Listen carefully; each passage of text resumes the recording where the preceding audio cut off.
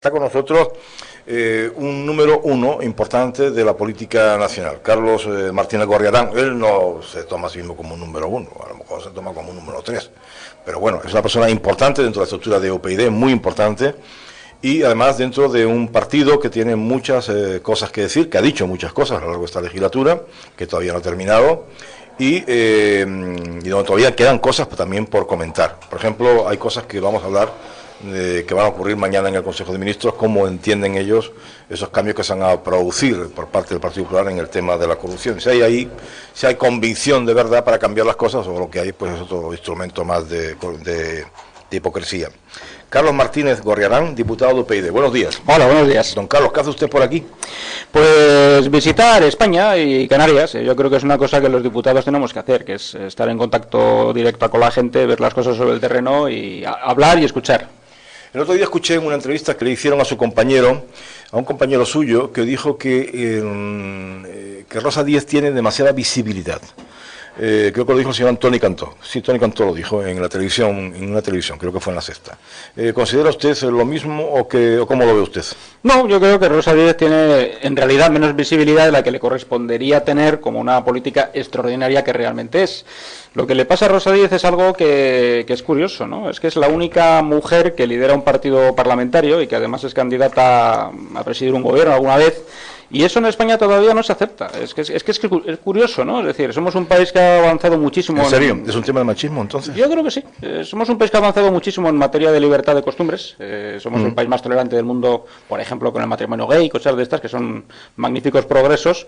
Pero resulta que todavía no se acepta que una mujer esté al frente de un partido político parlamentario, porque entonces parece que es una mujer autoritaria, mandona. Si fuera un hombre dirían que tiene carácter. Es decir, hay un tratamiento pero sin embargo, la derecha acepta muy bien personas como Esperanza Aguirre.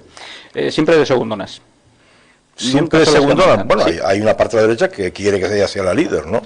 No lo es. No lo es. Ahí está. Eso es lo que ellos tienen que ver por qué, ¿no? Es decir, en el Partido Popular hay muchas mujeres y algunas, por cierto, muy interesantes políticas, pero siempre están en posiciones secundarias. Ya. Hay una parte del país que en este momento es importante, el país que quiere un striptease de la clase política. Que la clase política les cuente la verdad sobre lo que gastan y de lo que dejan de gastar. Por ejemplo, un oyente pregunta, ¿quién paga su billete de avión a Canarias? El mío lo paga el Congreso, porque vengo como diputado a trabajar, a hacer mi labor de representante público, ¿no? Todos los demás gastos los paga mi partido, es decir, el hotel, las comidas, etcétera. En vez de coger un taxi, pues me llevo a los compañeros en su coche, ¿no? De aquí para allá. Así es como funciona UPyD, pero el Congreso solo paga mi billete de ida y mi billete de vuelta, nada más. ¿Ha venido usted a Canarias el último año y medio 32 veces? No, ya me hubiera gustado. ¿Cuántas veces ha venido? Pues creo que esta es la segunda, desde que soy diputado. Ya. De modo que su familia puede estar tranquila, ¿no? Absolutamente. ¿Es usted un hombre casado? No. ¿No? ¿No está casado? ¿Piensa casarse? Casado. ¿Tiene novia? No, tampoco, pero ¿Tampoco? Bueno, en fin, hay que estar abiertos a otro tipo de posibilidades. Canarias es una tierra muy interesante en ese sentido, en fin. Son preguntas monago, ¿eh? ¿Se ha dado cuenta? No, que va, tampoco. El caso de Monago, al final, ¿qué es lo que quiere? ¿Qué se explicita con este caso? Pues yo creo una lamentable costumbre que es la de abusar del cargo, ¿no? Es decir, yo creo que una cosa que los cargos públicos no debemos hacer nunca es abusar del cargo. Es decir, no es que sea un escándalo de corrupción gravísimo como otros que conocemos, muchísimo más graves, pero es un indicador de algo que no se debe hacer, ¿no? Que es, pues digamos, aprovechar para fines privados algunas ventajas que tiene ese cargo público. Ya. Ustedes han estado desde el principio, me refiero al principio de legislatura. De repente aparecen dos partidos, como UPyD y Izquierda Unida, que parece que van a romper el bipartidismo. Es la impresión que hay en las encuestas, llegan a tener un 8, un 10% incluso de intención de voto, y van bajando el Partido Popular y baja el Partido Socialista, y se da la impresión de que la sociedad empieza a apostar por ustedes y también por Izquierda Unida. Pero de repente eso ha acabado después de las últimas elecciones europeas. Y todo eso se ha convertido en Podemos. Me refiero a toda la intención de voto, del cambio, el cambio que quiere la gente, el cansancio que muestra la opinión pública en relación con el bipartidismo, está diagnosticado y está centrado fundamentalmente en una fuerza política llamada Podemos. ¿Eso no les causa a ustedes rabia? No, yo creo que hay que tomárselo con filosofía, ¿no? Aparte que sea profesor de filosofía, pues entonces me tengo más costumbre. Pero a nosotros no nos parece mal que aparezca un partido como Podemos. Nosotros criticamos el bipartidismo. Creo que además que es verdad y que lo podríamos probar, que somos el partido que ha roto el bipartidismo, lo cual no significa que te vayas a llevar los beneficios de esa ruptura. Aparecerán otros actores políticos. Nosotros lo que queremos es que haya pluralismo político, que es lo propio de las democracias avanzadas. Y no este bipartidismo que en realidad es la alternancia de prácticamente los mismos programas y maneras de hacer política, y de la misma corrupción y de la misma opacidad, ¿no?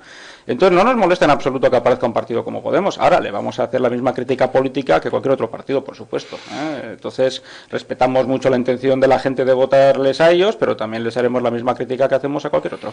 Pero ustedes son un partido, es decir, son gente que tiene una experiencia política, algunos más, algunos menos, tienen un comportamiento típico de los partidos, pero vienen además con una aureola de decencia y de moralismo y de conocimiento que hasta el momento lo han podido demostrar. Sin embargo, Podemos no sabemos lo que es muy bien, parece que es una fuerza de aluvión, cuyos líderes salen de la universidad, no parece que hayan trabajado mucho, la impresión que es esa, y parece que las ideas son un poco importadas o impostadas, porque cambian de ellas cada cierto tiempo, de modo que todo esto repercute en lo mismo, es decir, repercute en la calidad democrática del país. Sin duda alguna, no, yo estoy completamente de acuerdo en que no es serio que un partido político que acaba de nacer pues esté cambiando a toda velocidad y pues metiendo la marcha atrás en su programa sencillamente porque desea obtener el mayor número de votos que sea posible abarcar, porque ha sido un exitazo desde el punto de vista de la comunicación política, sin duda alguna lo han hecho muy bien, pero se ve que son tan buenos tertulianos y tan buenos, digamos, manejando los medios de comunicación como malos haciendo política, porque al final nadie sabe exactamente qué propone Podemos y tras un año de debates internos han cambiado por completo su programa y han fichado, ¿no?, al más viejo estilo de la política más rancia a unas estrellas del mundo de la economía, profesionales de la consultoría económica, para que les hagan un programa. A mí, desde luego, si yo fuera votante de Podemos, que lógicamente no lo soy, como todo el mundo puede entender, me decepcionaría profundamente el haber estado en tanta asamblea, en tanto círculo, para que luego se meta en un cajón lo que hemos discutido y le digan a un señor que es muy importante, muy famoso, que decida por mí, ¿no? Por eso digo que nosotros vamos a hacer crítica a Podemos. Lo que pasa es que no, ni nos parece que sean el coco ni el demonio, ni que haya que ir detrás de ellos acusándoles de lo que ellos no han hecho. El problema que tiene Podemos es que no ha hecho nada. Entonces, como no han hecho nada, es muy difícil criticarles. Y cuando los que hacemos cosas, pues que también nos equivocamos como es normal, estamos mucho más abiertos y expuestos a la crítica, claro. ¿Usted qué es, de derechas o de izquierdas? Yo tuve un pasado de joven muy izquierdista, luego ya fui entendiendo que el mundo es como es y no como nos gusta que sea, y ahora no soy ni de derechas ni de izquierdas en el sentido tradicional, porque creo que es una división del mundo antigua y superada, ¿no? Es decir, no porque no sigan existiendo, que siguen existiendo, la derecha y la izquierda, y siguen existiendo tradiciones de derechas y tradiciones de izquierdas, por supuesto que sí, pero yo, vamos, no es que me lo creas, que lo inventamos nosotros, aunque ahora Podemos lo está copiando como puede, el modelo de partido transversal, o sea, que es un partido en el que puede haber gente con distintas ideas, pero que comparte un proyecto, es decir, que un católico y un laicista, que un monárquico y un republicano se pueden poner de acuerdo para, por ejemplo, lo que nosotros proponemos, cambiar la ley electoral, modificar la Constitución, cambiar el sistema de mercado laboral y este tipo de cosas que nosotros creemos que es lo que tiene que hacer la política. Es interesante eso que está usted diciendo, es decir, partidos transversales con muchos pensamientos distintos dentro de ellos, porque bajo su punto de vista el asunto ideológico tal como lo conocíamos en el siglo XX ha acabado. Ya ha llegado a un final y esto no tiene ningún sentido. Es decir, ya nadie puede ser directamente de derecha ni nadie exactamente de izquierdas. Estamos hablando de un nuevo tipo de persona, un nuevo tipo de ciudadano, donde acoge cosas buenas de la derecha y cosas buenas también de la izquierda. Esa sería un poco la idea. Sí, efectivamente, digamos, de recoger lo mejor de cada tradición histórica y también de que aparezcan nuevas ideas, que es muy necesario, ¿no? El mundo se ha convertido en un sitio muy complicado y muy difícil para vivir. Pero en relación con eso, por ejemplo, Podemos es eso lo que quiere hacer. Sí, es eso lo que intenta hacer, o lo que aparenta hacer. Eso es lo que dicen que quieren hacer. A mí me Pero si eso fuese así, también es lo que tendría que hacer el Partido Popular o lo que tendría que hacer el Partido Socialista. Bueno, el Partido Popular y el Partido Socialista son viejos partidos en el sentido más... más rancio de la palabra. Son viejos. Más coloquial, son viejos, viejunos. ¿Usted diría que ya hicieron su trabajo, que deben de ser otros los que lleven hacia adelante este país? Bueno, eso corresponde a la sociedad. Es decir, pero usted como filósofo, ¿qué diría? Yo como creo que son partidos muy superados. Nosotros creamos UPyD precisamente porque llegamos a la conclusión de que ninguno de los grandes partidos quería hacer lo que nosotros pensábamos que hay que hacer. Ya. Si no, no hubiéramos creado UPyD. Yo al menos, desde luego, estaba mucho mejor desde el punto de vista personal en la vida académica, que no le voy a ni a decir, eso sí que es vivir bien, y no la vida política, que es una vida bastante ajetreada. Usted está en el Congreso de los Diputados habitualmente, como dije anteriormente. ¿Considera usted que el sueldo que reciben los diputados es demasiado, es excesivo en relación con lo que cobran el resto de los españoles de media? En España hay muy bajos salarios y entonces los sueldos que tenemos los políticos están muy bien. Eso es cierto. Pero, ¿Sí? Haciendo la media, la comparativa, es cierto. ¿Cuánto cobra usted de media? Pues yo creo que salgo al mes por 4.800 euros, una cosa así. ¿Limpios?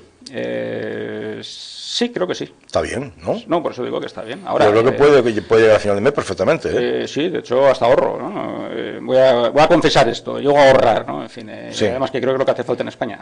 Vale, y si viaja usted, el viaje es gratis. No, el viaje del Congreso solo es el medio de transporte, el avión, el tren o el barco, lo que sea. El resto no nos pagan nada. Es decir, yo no tengo dieta por viajar, si voy a comer me lo pago yo y el hotel me lo paga el partido, me lo pago yo si el partido no me lo puede pagar. Es decir, que la cosa está más restringida de lo que parece. El Congreso ¿Tiene solo un iPad? paga todo. ¿Tiene un iPad? Tengo un iPad y tengo un iPhone. ¿Pero sí, el iPad quién lo paga? Sí, el Congreso es una herramienta de trabajo. ¿Y el iPhone? También. También. El móvil también, que es lo mismo. El Bueno, iPhone, es sí. lo mismo, sí. Bueno, ahí se ahorra una pastita, ¿eh? Sí, Ahí se ahorra una pasta importante. sí, evidentemente. O sea, si porque- coge un taxi lo tiene que pagar usted, pero el iPhone o el iPad lo pagamos Pero nosotros. es normal, porque es un instrumento de trabajo. Es como si vas a trabajar a una fábrica, resulta que eres tornero y tienes que verte tú el torno de casa, ¿no? Lo pone la empresa. Es decir, Una cosa, son herramientas. Bajo su punto de vista, 4.800 euros limpios al mes significa que si usted cobra ese dinero, y lo cobran la mayoría de los diputados, no se entendería que alguno de ellos se dedicase a robar, ¿verdad? No, es que en ningún caso, vamos, es injustificable. Sería injustificable. Cobre lo que cobres, da igual. Bueno, hay gente que quiere ser millonaria, ¿eh? Bueno, pues nada, que se monte un negocio, ¿no? O sea, que su negocio no sea saquear las instituciones, que eso es lo grave. Ujú. Hay un oyente que me pregunta lo siguiente, yendo a temas más locales. ¿Es consciente de que su postura en el tema del petróleo le hará perder votantes potenciales en las islas? Adelanto que la posición de UPyD en el tema del petróleo es favorable a las prospecciones y a las extracciones. Y yo creo que es un falso prejuicio pensar que todo el mundo piensa igual. Las sociedades plurales, hay gente que piensa cosas distintas, Canarias es una sociedad plural y hay gente que piensa cosas diferentes. Entonces, otra cosa es que el discurso dominante sea uno, ¿no? Y casi único. Y nosotros como partido hemos comprobado que se puede defender cosas contracorriente y que la gente agradece eso y que lo apoya. Y estoy convencido que en Canarias hay mucha gente que no está de acuerdo con el rechazo frontal e irracional a la posibilidad de explotar petróleo. Sí lo hay, cosa que está por demostrar. Recientemente sabe usted que el presidente del gobierno ha encargado una encuesta y en virtud de esa encuesta delata que el 75% de la población canaria está en contra de las prospecciones del petróleo y también de la extracción. Hay mucho, en este asunto hay mucho fanatismo, también se lo aseguro. Es decir, hay posiciones claras, argumentadas, y hay otras que no están casi nada argumentadas, pero bueno, esto es lo que tenemos. Es decir, la sociedad está muy violentizada por este asunto, ¿no? Y lo han pillado en medio. Otro oyente me dice, y esto es un motivo por el que voy a leer también este correo. Señor Gorriarán, es muy triste su conferencia de ayer, petróleo o paro. El caso es que el petróleo que nos están imponiendo no va a generar el menor impacto en el Producto Interior Bruto, en el desempleo canario. El petróleo que crea riqueza es otro, no el que tenemos. Muy flojo lo suyo. De pena, dice. Defiéndase, por favor. No entiendo eso de que hay dos tipos de petróleo, es decir, y de hecho no lo hay, ojalá lo hubiera, eso para empezar. O sea, no hay ningún país en el mundo que renuncie a explotar una fuente energética, y menos, como cuando es el caso de España y de Canarias. Dentro de España tenemos una dependencia de los hidrocarburos externos absoluta. Importamos el 99,9% de los hidrocarburos que usamos. Y voy a dar una noticia que quizás sea mala para algunos que piensan cosas raras. Es que no se puede prescindir del petróleo y del gas, es que los necesitamos. Por muchas renovables que pongamos, que está muy bien, nos parece estupendo, siempre va a hacer falta petróleo y gas, al menos durante muchos años, hasta que haya fuentes de energía alternativas. Todo lo que llega a Canarias y todo lo que sale en avión o en barco. Bueno, pues no hay aviones ni barcos que funcionen con energías renovables, lo siento. Es la realidad, que es dura a veces, ¿no? Y entonces tenemos que elegir, es decir, o explotamos los recursos que tenemos de la mejor manera posible, del modo más sostenible, con más garantías medioambientales, con mayor seguridad jurídica, o lo que tendremos es lo que tenemos. Pobreza en ascenso, paro estructural, 50% de paro juvenil, que es un escándalo. A mí lo que me parece increíble es que haya gente que no se escandalice por el 50% de paro juvenil y sí se escandalice porque se esté buscando petróleo para parecerte a países absolutamente envidiables como pueden ser Noruega, Escocia, Canadá, etcétera. ¿Usted sabe, a usted le han explicado la génesis de este problema del petróleo? ¿Le han explicado que son dos personas las que están luchando por su vanidad? Bueno, algo de esto parece que se ve, ¿no? En fin, utilizar temas como el del petróleo para movilizar a la sociedad es fácil. Es fácil asustar a la gente, es contarles solo historias apocalípticas y luego aprovecharse de eso para otros fines que no tienen nada que ver con los que se invocan, que es normalmente el poder político. De modo que usted no entiende muy bien qué es lo que ha pasado en Canarias con este tema. No, creo que sí que lo entiendo. No comprende el follón que se ha montado.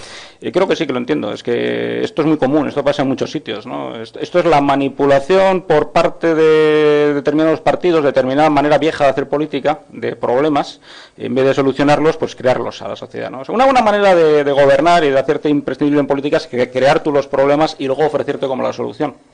En vez de solucionar los problemas que son reales, ¿no? Que insisto, ¿cuáles son los que tenemos en la actualidad? Y son problemas terribles y van en aumento, van a más. Pues son el paro, son la precariedad laboral, son la pobreza. España es un país donde existe una pobreza infantil insultante. Tenemos un 30% de niños viviendo en situación de pobreza, eso es tercermundista. De eso hay que hablar.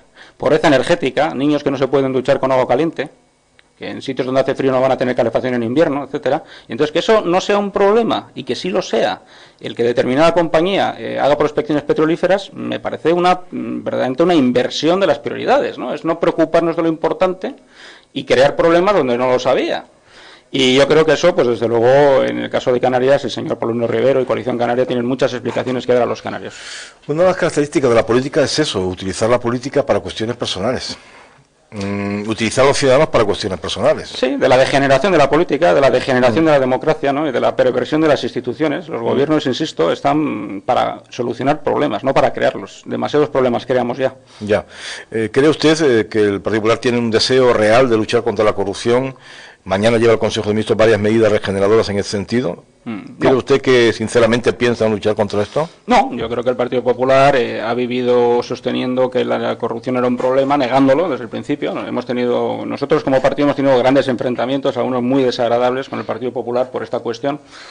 Y lo siguen negando. Lo que pasa es que, claro, hay una presión de la opinión pública, hay una presión ciudadana que les obliga a hacer algo, ¿no? Pero las medidas que están proponiendo son muy superficiales, son muy insuficientes, van muy por detrás del problema.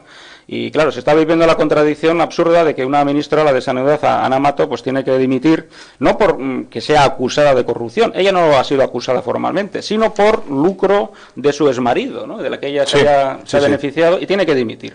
Y tiene que dimitir porque la gente ya no soporta este tipo de cosas, y sin embargo se niega. Pero no solamente el juez dice eso de ella, también lo dice el partido político. Exacto, lo dice el Partido Popular, claro. Dice lo mismo. Se lo dijimos en el debate de corrupción. ¿Y qué van a hacer ustedes? Porque si Ana Mato ha dimitido, ¿por qué no dimiten todos ustedes, no?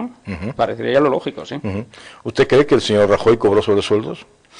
Pues no lo han negado, yo creo que sí. Es decir, sabemos que es una práctica habitual y usual en el Partido Popular, no solo en el Partido Popular. Pero si lo cobró en negro. Es lo que habría que saber, porque entonces ha habido fraude fiscal. Es decir, no lo sabemos, lo sospechamos. Ha habido suficientes acusaciones no desmentidas por parte del Partido Popular, pues los papeles de Bárcenas, en fin, todo esto que todos sabemos, y que el pago de sobresueldos en B era usual. Era, y no sé si no lo sigue siendo, yo creo que sí. Porque antes me preguntaba usted cuánto cobramos los políticos y tal, yo le decía que en un país de sueldos tan bajos como España son sueldos buenos, pero también es verdad que la empresa privada se gana muchísimo más que en política. Y entonces, una manera de compensar esa diferencia en ciertos campos profesionales es, bueno, tú vas a cobrar oficialmente X, pero yo te voy a pagar aparte, sin control, para completarte. Igual que luego te prometo que te voy a meter en un consejo de administración cuando dejes de ser ministro o lo que sea, ¿no?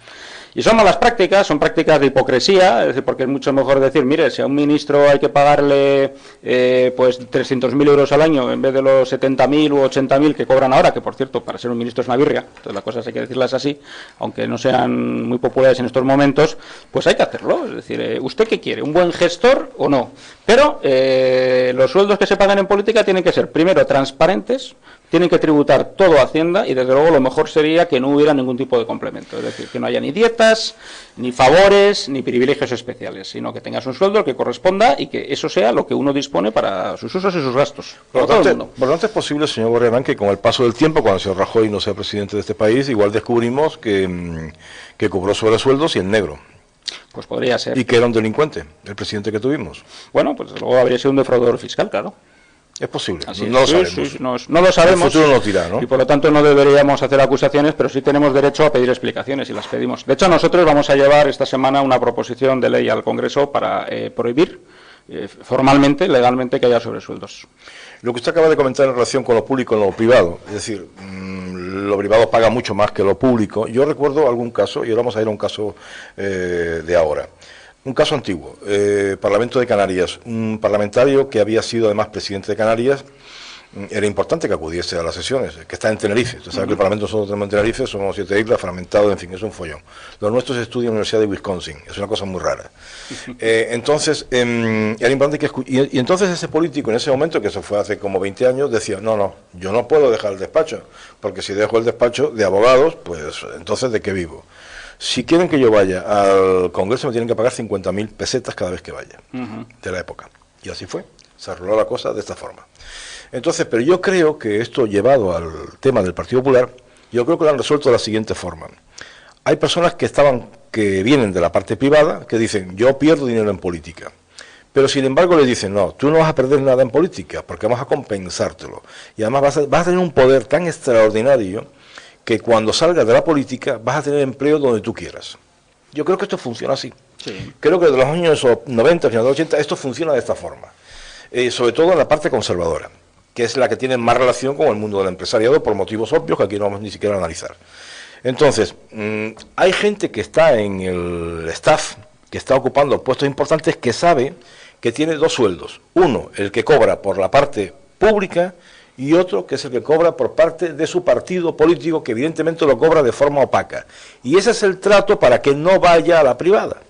Ese es el acuerdo para que no estén en la privada. Porque su sueldo, según ellos, no les llega. No les llega para mantener su nivel de vida. 70.000 euros, 80.000 euros, no les llega. Hay personas que no les llega ese dinero. Señores, convénzanse de eso. Hay personas que no les llega ese dinero. Necesitan todos los años 150.000 euros como mínimo o 200.000. ¿Y eso quién lo paga? El partido político. ¿Cómo lo hace el partido político? Como lo hace Bárcenas. No hay que explicar más. Yo entiendo que esto funciona así, o estoy equivocado yo.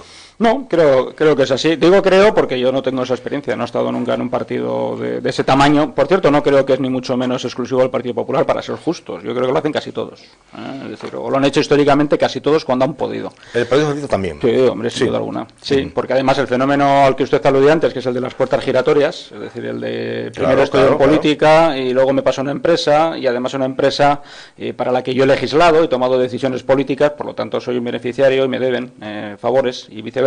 Es un problema muy grave que tenemos en España, que de hecho ha llevado a una forma degenerada de economía que nosotros le llamamos el capitalismo de amiguetes, ¿no? Que ahora nos lo están copiando, lo cual estamos muy contentos, nos pasa mucho.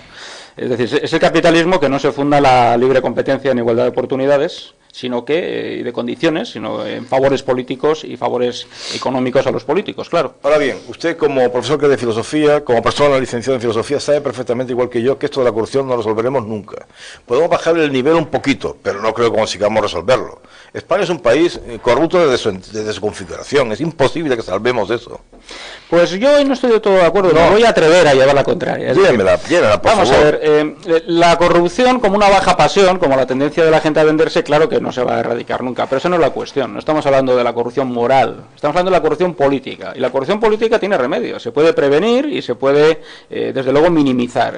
Yo recuerdo hace poco en un programa de televisión que hacían una investigación sobre la corrupción en Dinamarca, y entonces le preguntaban a un periodista danés, oiga, ¿y cuál es el último caso de corrupción que se ha conocido en Dinamarca? Corrupción política, insisto. Y el hombre se quedó pensativo y no se acordaba. Claro. Entonces, bueno, pero Dinamarca. No es un problema de genes, ¿eh? ¿Qué religión tienen en Dinamarca? Bueno, yo creo que son un poco como nosotros, es decir, están bastante católicos secularizados, católicos son protestantes.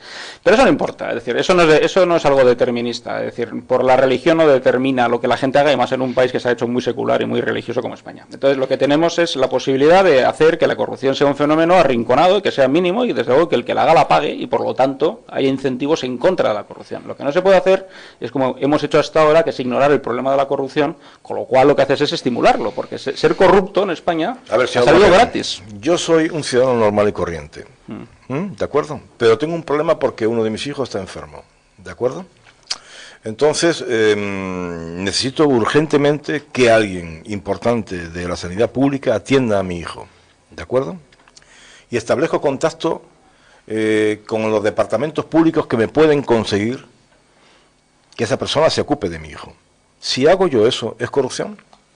No, eso es buscar favores, puede ser en algún caso una corruptela, por ejemplo, si además le regalas un jamón así, a esa persona que conoces, pues para que te trate mejor, pero eso también se puede erradicar, es decir, no hay ninguna razón para que... ¿Por vamos a erradicarlo? ¿Y se me muere el hijo? No, lo que hace falta es que el hijo no se muera, es que funcione bien la sanidad, que además puede funcionar muy bien, tenemos un sistema sanitario bastante bueno, podría funcionar todavía mejor sin ser más caro, ¿no? Pero si espero en cola tardo 3 días.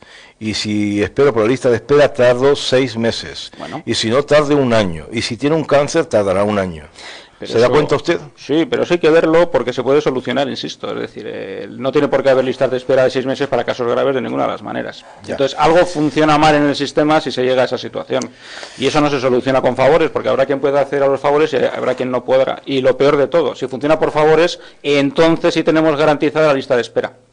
Porque no habrá verdaderos criterios médicos, sino que serán criterios de favor personal, favoritismo. Hay oyentes que quieren hablar con usted. Vamos allá. Me gustan las voces cada vez más discrepantes con el liderazgo de Rosa Díez. ¿Cuál es la posición suya al respecto? Ya lo dijo anteriormente, ya dijo que es una política extraordinaria y que ella merecería ser presidenta del gobierno. Fue lo que dijo, que hay machismo en la cuestión de Rosa Díez. UPyD, de oyente, era un partido de mi agrado, pero desde que escuché a Rosa Díez decir que está a favor de las prospecciones y extracción del petróleo en Canarias, ya dejó de interesarme. ¿Se da cuenta? En WhatsApp, increíble, el invitado en 1 minuto ha dicho de Podemos que han traído unos rancios, que no han hecho nada, que como políticos no saben nada, porque llevan menos de 1 año, solo son tertulianos, y se quedó tan fresco, cobra 4.800 euros, y que no está mal. Y para rematar, que ni es de derecha ni de izquierda, vamos, que soy un chaquetero, estoy acojonado, dice el oyente, de que siga subiendo Podemos, pero si pierdo el chollo, que aunque llevemos años en política y no haya hecho nada, mejor nosotros que otros. Esto es lo que dice el oyente sobre el asunto. Ahí mucho Podemos, en todos los sitios. Sí, normal, es que es lógico. Podemos se ha convertido en el partido del rechazo, es decir, la gente que rechaza el sistema, que está hasta el gorro de los partidos viejos y de la política, pues se busca el voto de Podemos porque parece que le garantiza que va a acabar con todo eso. Lo que pasa es que no basta con echar a los que están para cambiarlo por gente que no tiene alternativas, porque entonces tenemos los mismos problemas que antes y quizás algunos empeorados. Yo a veces discuto de estas cosas mucho en redes sociales y hay gente que dice, es que las cosas no pueden estar peor. Sí pueden estar peor. Por ejemplo, el Estado podría dejar de pagar las pensiones si entra en una situación de quiebra. Y muchísimas familias en España viven de la pensión del abuelo, Muchísimas. Un oyente, ¿no cree usted que este país se renuncia a explotar sus recursos naturales demostrados como el sol, el viento, las mareas, las térmicas, como por ejemplo Lanzarote, es donde se vacía un cubo de agua que se convierte en vapor y encima inventamos un impuesto a quien quiera poner placas fotovoltaicas? Esto es Canarias en teoría, Somos una fuente de lo natural extraordinario. Ahora, no podemos hacer nada. No, se puede hacer, otra cosa es preguntarse por qué no se ha hecho. No nos dejan hacer nada. No, ¿quién no deja? ¿El Ministerio de Industria? ¿Qué va? Sí. No. A ver, mire, le pongo un caso. Hay 700 millones de euros esperando para hacer desarrollar un montón de parques tecnológicos que tienen que ver con la energía eólica. ¿De acuerdo? ¿De qué depende esto? De dinero no, porque los bancos tienen cerrado el acuerdo ya con los empresarios, ¿vale? Y existen los parques también. El problema que hay es que el Ministerio de Industria no le garantiza a los bancos que el acuerdo que tiene establecido con los empresarios dure más de 3 años. Claro. Entonces, ¿dónde estamos? En la selva jurídica. Si tú no das garantías, ¿cómo vamos a invertir? Sí. Esto es lo que hay. Sí, de hecho España se ha convertido en un país muy inseguro para invertir en energía por los constantes cambios de regulación, de reglas, vaya, es decir, es como si estás jugando un partido de fútbol y te cambian las reglas a mitad del partido. Y eso es. Claro, eso hace que los inversores huyan, ¿no? Pero la política de renovables no es de hoy, no es de ayer, es de hace muchos años. Entonces dices, bueno, ¿por qué se ha perdido de tal manera el tiempo? Antes se hacía este oyente alusión a lo del cubo de agua, ¿no? Es decir, bueno, pues Canarias tiene, por lo menos en unas islas, con toda seguridad, energía geotérmica. ¿Por qué no se ha investigado sus posibilidades? Es que es muy fácil también echar la culpa a todo el mundo de decisiones que quienes tenían que haber tomado no quisieron tomar, ¿no? Seguimos. Señor Gorriarán, Noruega explota el petróleo al Estado. En Canarias solamente Repsol. En WhatsApp, lo que ocurre es que el negocio de este petróleo lo harán otros y Canarias seguirá sumida en la miseria y en caso de un derrame seremos los canarios quienes nos tragaremos el problema, no España. WhatsApp, ¿ha visto la calle fotovoltaica en Holanda? No sé a qué se refiere el oyente, ¿usted lo sabe, señor Gorriarán? ¿Sí? Creo que sí, creo que sé a qué se refiere, sí. Ok, ¿qué es? Me parece que es una serie de aceras que han hecho de carriles bicis que tienen sistemas fotovoltaicos que hacen que de noche se pueda ver cosas de este estilo, ya. Vamos, tecnología, vaya. Pero Holanda es otra galaxia para nosotros. WhatsApp, pero es que los niños canarios que no se pueden duchar con agua caliente tampoco, lo podrán hacer si hay petróleo porque no repercutirá económicamente en los canarios, pero si hay un derrame sí. Otro oyente, escuchar a ese señor es un privilegio, llamando a las cosas por su nombre, de 10, felicidades por la entrevista. Otro oyente, es un público muy amable, muy abierto. No, hay críticos, hay críticos y también hay gente que entiende las cosas como tiene que ser, como debe ser, sí. Otro oyente, no estoy ni para comer yo en condiciones. Voy a meterme en problemas de tener un cachorro y estar alimentándolo, si ya de por sí casi no estoy comiendo. Se refiere al tema de cachorros, imagino yo, de mascotas, ¿no? Tú y Palino Rivero y también los demás líderes de otras regiones que usan el petróleo como juego. Correo, pienso lo mismo. El PP ya está obsoleto con sus dirigentes. Tiene que haber un plan prever. Ánimo, pequeño Nicolás. Un correo. Lo que le hicieron a don Francisco Sosa Wagner revela claramente cuál es la catadura moral de estos individuos. Eso no es un partido, es un chiringuito montado a la mayor gloria de Rosa Díez. Una señora a la derecha, Sosa Wagner. A ver, ¿qué pasó ahí? Bueno, pues con Sosa Wagner nos pasó una cosa que es muy normal de los partidos políticos, que es que no todo el mundo nos metemos en política para lo mismo. Algunos se meten para otras cosas y a veces descubres que no eran las que decían. Y en el caso de Paco Sosa Wagner, lo que hubo era, una absoluta negativa a digamos, trabajar con el partido que le había llevado a Bruselas, ¿no?, al Parlamento Europeo, y eso nos obligó a retirarle la portavocía, porque no puedes tener un portavoz que no te quería representar. No puedes tener un portavoz en Bruselas que vota al contrario de lo que el partido le pide. Por ejemplo, que vota a favor de la candidatura de Juncker cuando nosotros decidimos abstenernos porque no estamos de acuerdo con la política de la Comisión Europea ni lo que él prometía, ¿no? Entonces, nosotros ni lo destituimos ni le echamos ni nada, simplemente le quitamos la portavocía y él reaccionó pues presentando la dimisión y marchándose. Bueno, en todo caso, a él tendrían que pedirle explicaciones. Lo que se ha contado sobre lo que pasó con esa historia es otro ejemplo de manipulación bastante desvergonzada de la realidad de los hechos. Otro oyente que comenta, llevar regalos a los médicos es algo histórico en nuestra cultura. Ok, WhatsApp, el entrevistado del pez muere por la boca, habla de los viejos políticos. Rosa Díaz se murió Franco por la mañana y ella empezó a vivir de la política hasta hoy. Ella es bastante posterior a Franco. No sean malos. Ella se dividió del Partido Socialista porque ni caso le hacían. Y fue una magnífica candidata al Parlamento Europeo. No ganó de milagro en un momento donde el felipismo estaba muriéndose. Casi le gana al candidato de Aznar, que la gente se olvida de estas cosas. Y después ya la invisibilizaron. Ya no contaron para nada con ella. 9 minutos para llegar a las 12. Quería preguntarle algo, pero como no lo he apuntado, pues no sé, ya me he olvidado de lo que quería preguntarle. Pero bueno, surgirán de un momento a otro. Ustedes tienen mucha información porque están donde tienen que estar. ¿Es posible que en algún momento haya habido algún movimiento en los cuarteles en vista de cómo está el panorama en este país desde el punto de vista político? No, yo no lo creo. El ejército es una de las cosas que más han evolucionado para mejor, para bien, en España. No tiene nada que ver las Fuerzas Armadas actuales con las Fuerzas Armadas del franquismo. De hecho, los militares con los que tenemos, por cierto, bastante trato, ¿no? Igual que con policías y guardias civiles, porque son funcionarios muy maltratados en España, muy mal pagados, con muy malas condiciones laborales, etcétera, y son una gente absolutamente respetuosa con las leyes y con las instituciones. De hecho, por eso son instituciones muy respetadas, se ven en las encuestas, ¿no? El pequeño Nicolás, ¿qué simboliza en este país para un profesor de filosofía? Pues un caso muy interesante, porque a mí no me parece una anécdota. Será anécdota el personaje, pero es un ejemplo de hasta qué punto ha degenerado eso que llamaba antes el capitalismo de amiguetes. Este es un chaval sin oficio ni beneficio, salvo uno, que es que tiene una enorme habilidad para colarse en ambientes oficiales, ¿no? Y se convirtió en lo que se llama un conseguidor. Entonces, pues en España se puede hacer mucho dinero siendo conseguidor, lo cual indica que tenemos un sistema muy defectuoso, porque conseguidor significa que te saltan las normas, que lo que buscas son favores, eso que hablábamos antes del favoritismo, ¿no? Chanchullos, negocietes, cosas. Va a salir bien librado por una cosa bastante cómica, que es que los muchos negocios en que ha mediado no nos va a querer contar ninguno de los implicados. Pero eso es lo que era. ¿Se ha perdido una oportunidad histórica para llegar a un acuerdo entre ustedes y Ciudadanos? No, yo creo que nosotros, lo hemos explicado muchas veces, no vamos a disolvernos como partido en una operación que de decir, ya que me pregunta por ella directamente, le voy a contestar directamente. Es una operación que solo persigue salvar al PP. Es decir, nosotros no estamos dispuestos a ser un partido muleta de nadie.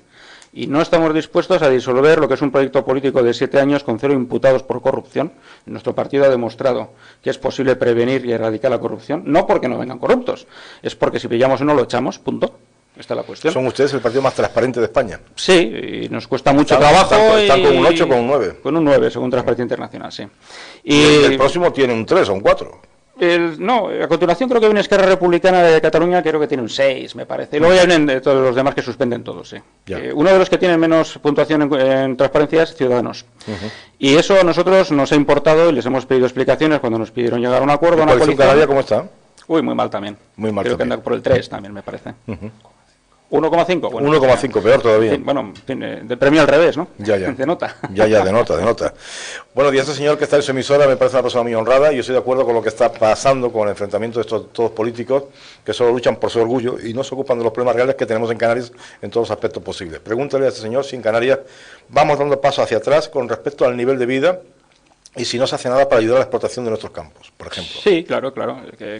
Canarias tiene un problema, digamos, creado por un mal marco legislativo, porque eso es muy dañino para la economía canaria, que está absolutamente volcada de una manera abusiva, en opinión de nuestro partido, en el turismo. El turismo es muy importante y no solamente hay que apoyarlo, hay que potenciarlo y mejorarlo. Pero no puede ser un tapón para el desarrollo de otros sectores, ¿no? Si el energético, antes varios oyentes decían que eso nunca repercutiría en Canarias en empleo. Eso es imposible. Si hubiera hidrocarburos en aguas canarias, necesariamente, porque es que es impepinable, como se dice, se crearían muchísimos empleos en torno a esa extracción, porque simplemente lo necesitan. Es decir, es que eso no es algo que se puede elegir. Y por lo tanto lo que decimos es que hace falta un marco regulatorio y fiscal que permita el desarrollo económico de Canarias, y creemos que en la actualidad el que hay es inadecuado. Un oyente que dice, sin estar en desacuerdo con lo que está diciendo su invitado, creo que ya no valen las medias tintas, y hablo de la abstención de Izquierda Unida en Extremadura y que permitió gobernar al Partido Popular, por no hablar del acuerdo en Andalucía con el PSOE que les permite seguir gobernando a pesar de los ERE. Esto tendrían que deshacerlo ya si quieren llegar con cierta credibilidad política a la nueva era en que están haciendo.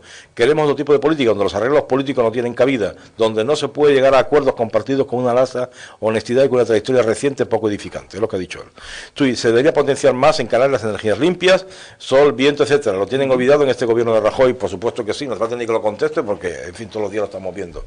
Don Carlos Martín Gorriarán, gracias, ha estado aquí con nosotros, pues no sé, la entrevista ha durado como 35 minutos, la verdad es que me he perdido, ha sido muy interesante. Yo al menos lo he pasado bien, no sé cómo ha estado usted. Sí, no, yo encantado. Sí, nosotros lo que queremos es que tener la oportunidad de explicar cómo pensamos las cosas y, por supuesto, con máximo respeto a las opiniones divergentes, ¿no? Pero es que la democracia, insisto, se nos olvida un poco en España, es pluralismo, y debatir las cosas y debatirlas de verdad, ¿no? Y le agradecemos la visita al Espejón. Y yo también, es una entrevista muy interesante también, gracias. Tendremos ocasión de hablar en el futuro, seguro que sí.